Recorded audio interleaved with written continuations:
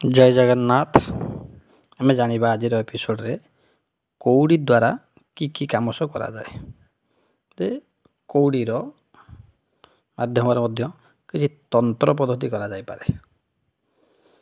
भारत भूखंड रे प्राचीन मुद्रा रे कौड़ी रूपे चलुतला। एबे मध्य कौड़ी को बहु लोकंकर घरे रही अछि। बहु शुभ कार्य रे ताहा मध्य व्यवहार करा जाउछि।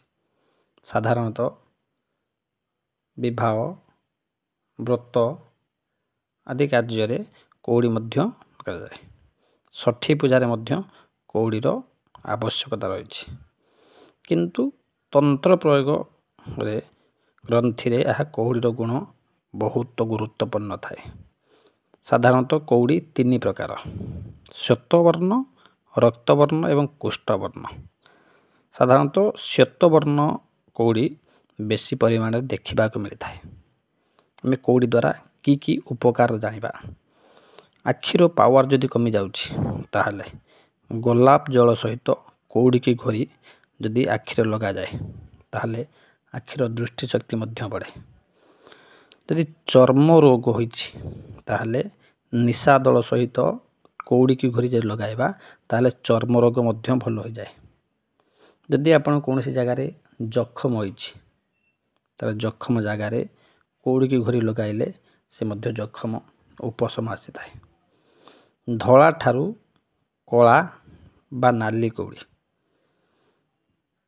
मध्य से मध्य बहुत आवश्यक बा उपयोगी।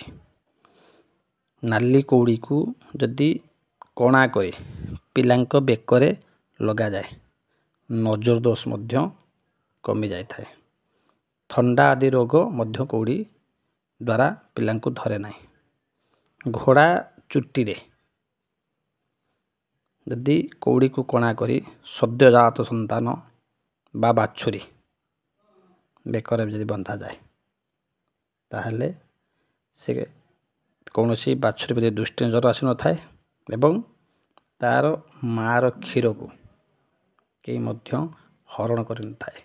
यदि गाई कम क्षीर देउछि पिला क्षीर खाऊ नाही ताहले कौनसी एक कला कौड़ी को घोड़ा चुट्टी रे कणा करी से बाछुरी बेकर लगेले ताहा मध्य बाछुरी कौनसी दृष्टि नजर आसी न थाए एवं माँ गाईर भल क्षीर मध्य दे थाए।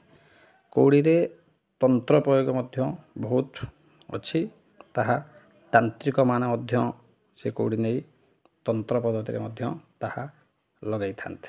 साधारणतः घरे उपचार पई यीशु कौड़ी बहुत लाभदायक।